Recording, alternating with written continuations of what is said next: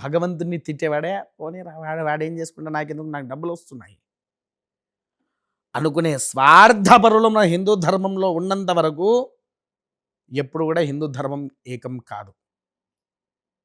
స్వార్థాన్ని వదిలి అసలైన కళ్ళు నేత్రాలు ఎప్పుడైతే తెరుచుకుంటారో ఆ క్షణం ఆ రోజు మన ధర్మం నిలబడి ప్రతి ఒక్కరిని శిరఛేదన చేసుకుంటా రావచ్చు. పూర్వంలో ఒక ముస్లిమతను ఒక మాట అన్నాడు, ఏమన్నాడు తెలుసా? పోలీసులందరూ ఒక పావు గంట సేపు కళ్ళు మూసుకుంటే హిందువులందరినీ నరుక్కుంటా వచ్చేస్తా అనే వీడియో ఉంటుంది చూడండి. అంటే వాడికి ఎంత ధైర్యం ఉంటే మాట మాట్లాడగలిగాడు.